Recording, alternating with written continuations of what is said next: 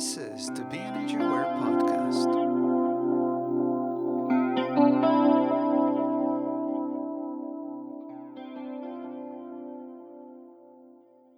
Hi, and welcome back to BEnergyAware Podcast. As many more people discover every day that they are highly sensitive, and that being highly sensitive is a trait, it is good to keep raising awareness and to talk about our experiences. If we share how we deal with everyday challenges, and if we share what has worked for us, we might be able to come up with better solutions. This podcast is here to give us an opportunity to more consciously create our life. Being highly sensitive is a huge challenge on its own, and then we also need to be in the world and participate, which can make things much more complicated. And although it is very challenging to be so sensitive, it is exactly this sensitivity that enables us to bring unique gifts to the world. Gifts that are very, very valuable. I'm Bran, your host, and in this episode, I talk with Nihan, a highly sensitive person, where she shares a little bit about her journey being a highly sensitive, creative person in the world, facing challenges, learning, and growing. I don't think we'll ever run out of things to talk about. No, there's always, and this is a growing subject in general, and lots of people will be recognizing themselves more and more as being highly sensitive. Yeah, I'm I'm continuing to recognize myself as a highly sensitive person.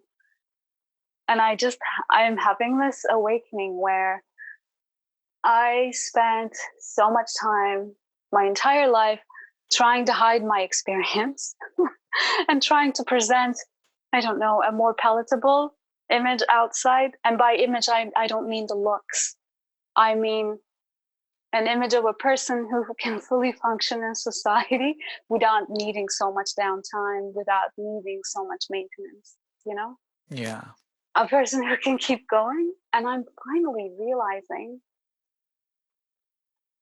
after taking some time, a few years, and using all the tools, feeling at a good place myself, I'm realizing all the hiding that I did and all the painful experiences that I've had as a highly sensitive person just going through life in society. I don't have to hide those, I can actually, write about those, talk about those experiences. But until now, there was that huge layer of shame. And I'm finally feeling like it's okay. It's more than okay. It's actually needed for highly sensitive people to talk about how their experience has been, because I like systemic thinking, so I'm realizing it's actually about, if nobody talks about their experience, we won't know what needs to change on a larger level as well, not just in our lives. Yeah. Yeah, that's So true. I'm realizing that more and more. Yeah, and when did you realize that you're actually highly sensitive? I'm still reflecting on that question myself, and it's a long story, but I think in a nutshell, part of me always knew that something about me was different. I was very sensitive. My perception of life in general, from the smallest to the biggest thing, was always different. And I was also emotionally very sensitive as well. And I am an introvert, although a very friendly introvert. So I get mixed with being an extrovert. So all my life I struggled with this, but I also liked my gifts and resented not being accepted as I am and not knowing how to nurture myself. And 10 years ago, I got into energy work, meditation, and I realized, well, I guess I am different because I'm getting so much out of this compared to everybody else that I see. This just feels so natural to me. But I still didn't hear about highly sensitive people until 2013 or 14. I was in the middle of a very busy life, and people that were closest to me, that I was in a close relationship with at the time, they weren't highly sensitive themselves, or somehow their sensitivities were different, and they were, living based on different values. and I was in a really busy work. So when I came across the word highly sensitive online, someone was creating some content. I got really excited. I thought, oh, she's describing me. But at the same time, I didn't have it in me to fully grasp what it means. And at the time, the content that I was reading was, it wasn't at a large scale. It was this really small blog that someone was creating. And it seemed to be more around managing and trying to fit in so we don't freak out, which had been, the story all my life, trying to find out what's wrong with me. And when I didn't really dwell much on it. I found some forums. I became a part of it, but it looked like everybody there was struggling as much as I was. And we all had this hope that, yes, our powers are superpowers. But it seemed like nobody knew how to turn them into those. What I was trying to do at the time was trying to fix myself so I wouldn't be that way. I see. While all the while knowing that, yes, these can be turned into superpowers. However, my life isn't in that place, which can nourish and support me in a way that I can just be myself. And there were other people who were struggling with the same thing. So that didn't really go anywhere. And I also realized, I think I made that decision where I realized, okay, if I am to pursue this highly sensitive thing, people already call me sensitive and in a bad way, I thought, in my life. People already tell me something's wrong with me or I shouldn't be. I should grow a thicker skin. And it's not that I was emotionally unstable. It was more so that, noise affected me differently. I downloaded so much information when I got into a room. I had so many brilliant ideas, and then I had all these responsibilities in life that I had to show up in a certain way in my relationships, in my work life, in my family. So all of that was just too much, and I didn't understand how it could all come together. So it's a long way of saying, but so I became aware of it, but it's not until I met you, so about 3.5 years ago now. It's not about until I met you that I actually realized, okay, there's something here. I can work with this. I can work with being a highly sensitive person because I don't know any other way, right? I don't know how to not be a highly sensitive person. So I can actually learn to be at peace with myself, and I can take the necessary actions and make the necessary decisions in my life, in myself, to create the environment that I can thrive most, rather than trying to go out there and trying to be somebody else. Yeah, so what I'm hearing is you've decided to stop trying to fit in. Yes, and that's only 3.5 years ago. And it's been a slower progress, but yeah. So I heard about the term highly sensitive. I knew all along that something was up with me, but it's only when I decided to make the decisions and create my own environment that things started shifting, that I also am becoming more happy with who I am as a highly sensitive person. Yeah, well, I've talked a lot about creating life that we deserve and that we want and that we need as highly sensitive people. And it always was, for me, there was pretty much there was never any other option. It was Mm, just, I just couldn't do it any other way. I just it was not possible for me to fit in almost at all. I had to live, I had to survive, and so on. But I always managed to do things on my own terms. But for me, what when it really shifted was when I really started working on myself, like the inner work, the healing work, and then really, really understanding energy and how it works. And that does so many things and on so many levels. And for me, that was the shift. And that was probably, I think that was probably over more than 10 years ago when I really started being a conscious, highly sensitive person. And Mm. then it's just, I really grew from there really, really fast. And everything kind of came together for me. So, and now I know, now you know, I'm really understanding that it really is possible to not fit in and then create our own reality, thriving in the world as highly sensitive people. And each of our realities are going to look different, but it's going to work for us. And then, there are things to really think about. What does success mean to each one of us? It's I had to define what success meant for me, what thriving meant for me. I really had to dig deep to find those things and to answer those questions for myself. And then, the biggest breakthrough is probably when I really got clear on all these things to the tiniest detail.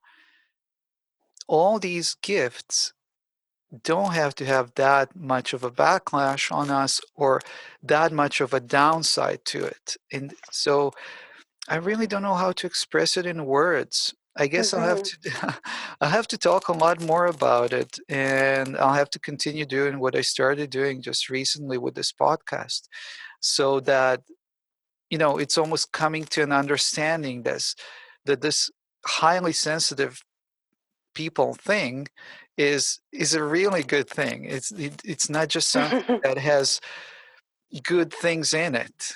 But yes, we do need to become more conscious and more aware, and we need to speak up, and we need to be able to handle ourselves in the world that may not understand us. But how can they understand us when we're not speaking up? So if Mm-hmm. if we can just start raising this awareness from a good place, not from, oh, they're making us suffer or the world is making us suffer. I don't think we should be in that helpless type of a place, because there's so much we can do, and there's so much we can contribute, Mm-hmm. and there's no need for it, in my opinion. Anyway, so don't know what else to say about it right now. As I mentioned, so I met you 3.5 years ago, and you were the first person that I actually believed, that I actually knew in my bones when I saw you that, okay, we can create the life that we deserve. We can create the life that we can thrive. It's not that I hadn't heard those terms before, but you knew what you were talking about, and you were an example to that. And you were able to provide the tools to get there. So that's when things shifted for me.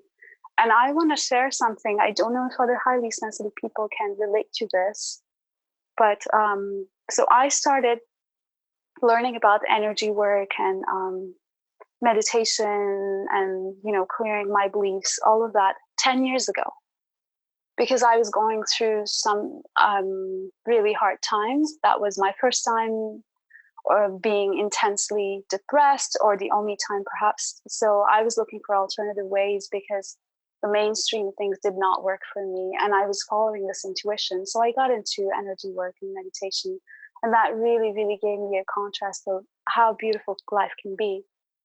But over time, because of who I am and who I had become in life, my own patterns, my own background, I started using all of those tools to make myself okay in a life that wasn't okay. I started using all the inner work in a way that would make me okay with unacceptable behavior in my life. And I understand that this comes because of a certain way of growing up, a certain intergenerational trauma. But that was fascinating. I was using all of these good things that made me feel good so that I could show up in a life where my boundaries were being crossed constantly, where I was putting myself into situations and places that weren't conducive to my health, or where I wasn't being respected. So there was this belief that I had to keep trying to fit in. And I was trying to, it's almost like cutting a limb to fit in. But instead of trying everything else, now I was using my energy work. Now I was using my, whenever there was something that actually now I look back and I realize, oh, that situation actually required me making a decision and stating a boundary and then enforcing it and choosing differently. I was trying to change myself to fit in. And in 2015, my health actually really deteriorated. That's when I realized, oh, I guess this will not go further this way because I might die. My body's falling apart now. So that's when the priorities started shifting, me realizing maybe there is a way I can use these tools differently. And then a year later, I met you, and you've really helped me clarify things. So there may be people out there who have many tools, and those tools may be working for them. And in my case, I had mastered a lot of tools and I still use them. But you've helped me with the things that you taught me to actually shift things around, to actually empower myself with any tool that I've ever learned in my life. That's the beauty of empowerment. It's not about teaching someone a specific thing, which you do, and those things really, really help, and I use them daily. And in addition to that, the way that I've learned from you, I'm actually able to be myself in using what I've learned from you, because the end point isn't trying to make myself fit into a world where I think it's deeply problematic, but starting with my own life, making the changes that can create a better life for me. And then I get the inspiration then to share these with other people by using what I like doing, how I like being in the world, perhaps creating an artwork or making an installation design and giving people a different feeling of something, or writing about my story or sharing something. So finally, I'm in a place where I'm beginning to get the inspiration to share it with others. And then I'm seeing it's creating this feedback loop in a beautiful way that can change other people's lives as well. And not as I don't claim that I go and change it. It's not about that. It's more about we see people in the world that are more like us in the way that they perceive things.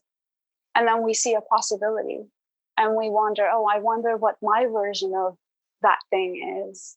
So I think that's what happened to me, seeing you as a healthy, creative, highly sensitive person and thinking, oh, I wonder how I would be if I were like that.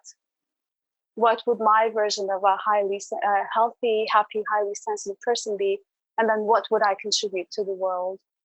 Which is a question I still live with daily. Well, what I can say about all that is that my intention was never to change anyone, and not even for myself, not even to change my surroundings or my environment. It's if someone thinks that what I'm doing, if it doesn't resonate with them, that's fine. I what I'm saying is just everyone needs to find their own way and their own place in the world, and really find out who they are. So for me, I can say that I've really got clear on who I am and what I need and what I want. And so, and then I was like, okay, how can I do all this and be well in the world? Yeah, so looking forward, like into the future for yourself now with your awareness and all the tools and all that you've been through as a highly sensitive person, and all the reflecting and that you did, and the inner work. Where do you see your life going? Like, how do you see yourself in 5 or 10 years from now? Wow. Okay. I know it's Whew. a tough one, but like if you can speak to that, I would love to hear what you have to say. I'd love to hear what I have to say too. So let's see. In the last few years, I've started going back to, the land and gardening and being with the land. And for me, the blueprint resembles a permaculture, resembles permaculture. You work with the land and all the elements with little intervention, but intentional intervention, and you design a system collaborating with nature that just enhances the flow of life, and that creates more life, and it sustains itself because you're working with nature. So this is the vision that I've had for my life, and now it's finally giving fruit as far as I can see. How can I set up a life for myself where all my natural abilities are shining through, but these are also feeding me in return? And then how can I share this with people? So this is, okay, it's a long answer, but this is kind of the structure that I like working with. Enhancing the natural flow of life is something that I'm really curious about. And there are different ways that I explore this. I like exploring this through design and art and making installations that give people a sense of a more visceral sense of what they want more of in their lives and on our planet. I find that as a highly sensitive person, one of our strengths is tapping into the essence of things, because we feel deeply, and once we have healed enough and once we are in charge of our lives, this is what I realized about myself. Now I'm able to feel into the essence of something because there's no other way for me to be in the world. And now I like sharing this with people by making beautiful designs, by designing a space, by making an installation, an artwork, and then through my writing, putting the essence, the energy of things into the words and sharing them with people. And then I also have some more specific projects. For me,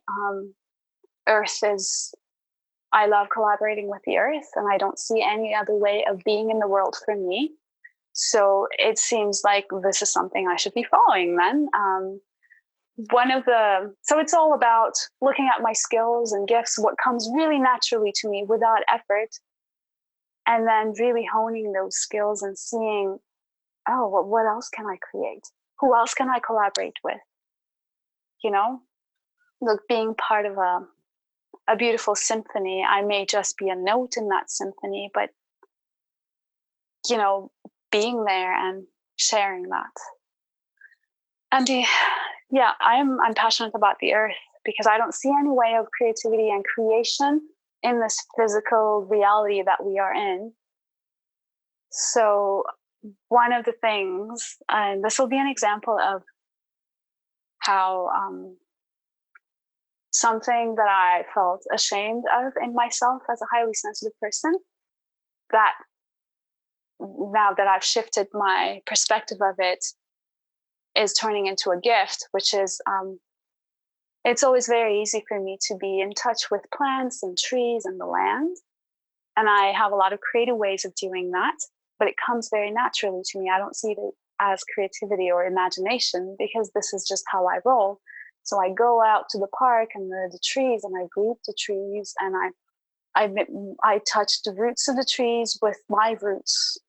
I don't know how else to put this, but it's not imagination. It's just I walk through there, and my body is this vessel that takes in all of that life and is in relationship with the trees. So I've always said hi to trees in my life and asked for their names when I move into a neighborhood, go introduce myself. And I'm also being a little ashamed of it. Or I was made fun of for this. Now I'm realizing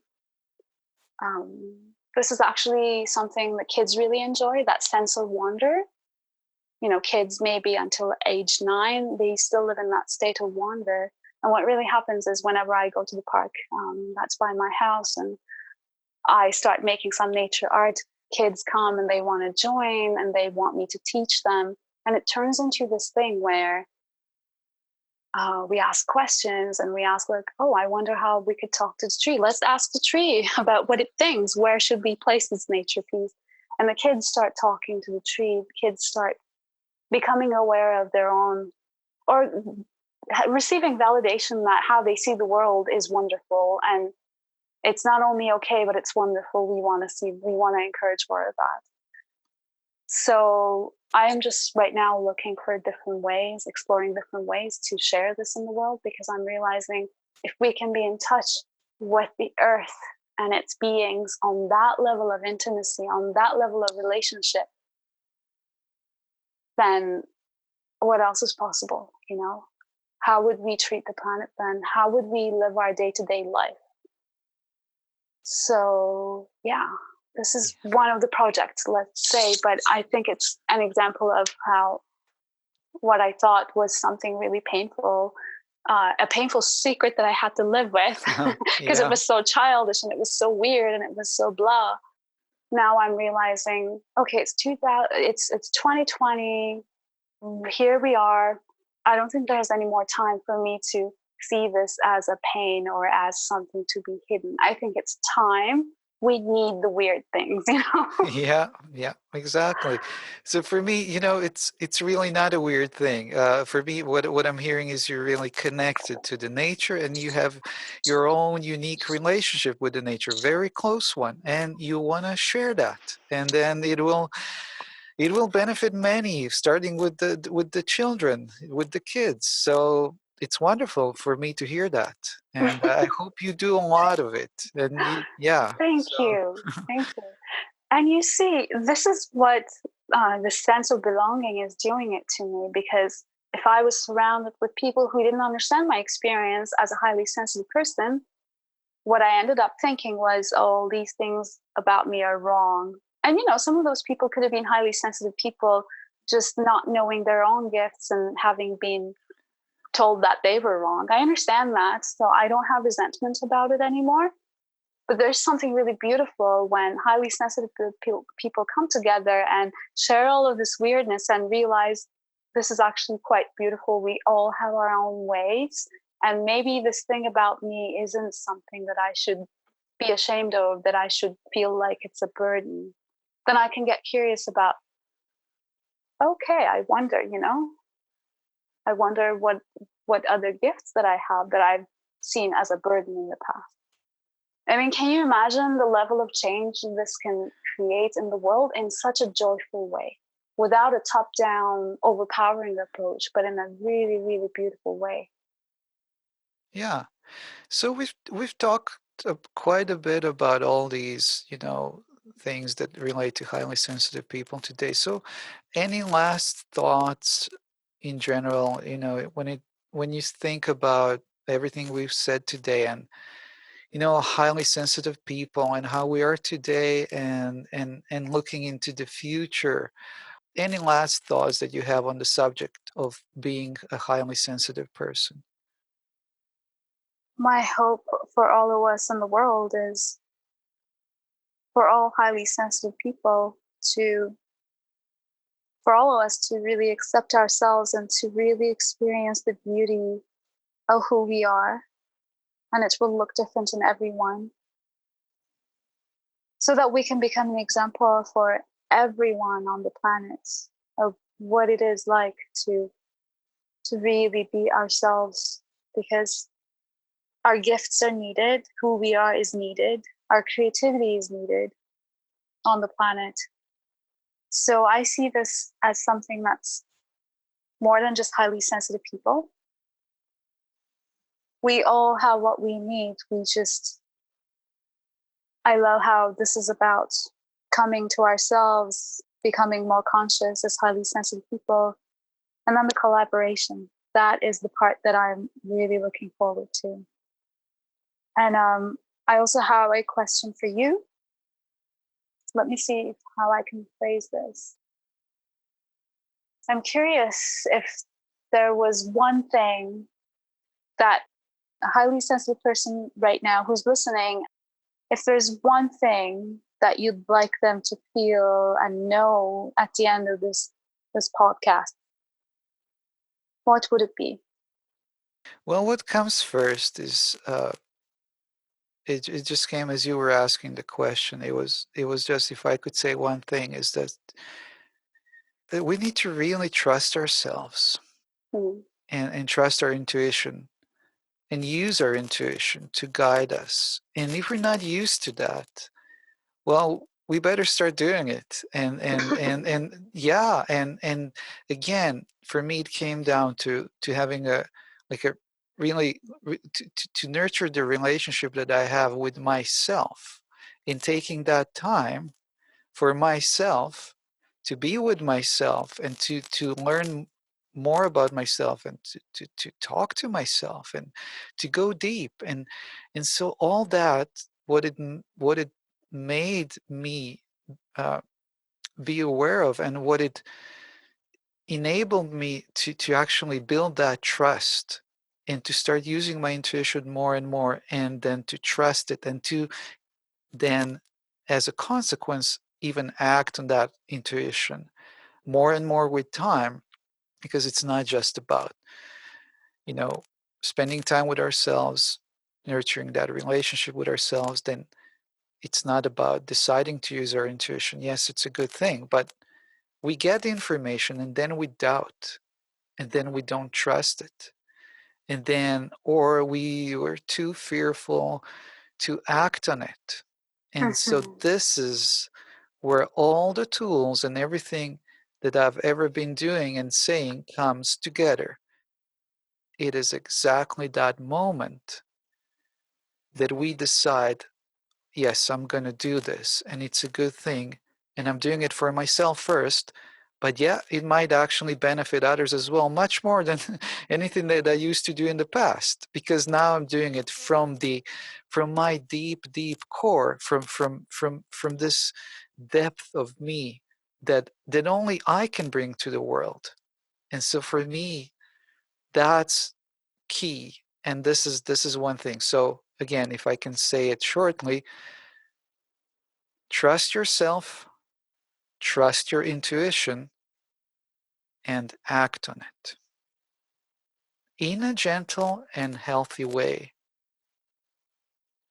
And that's it. For me, I really have to accentuate the healthy and the gentle.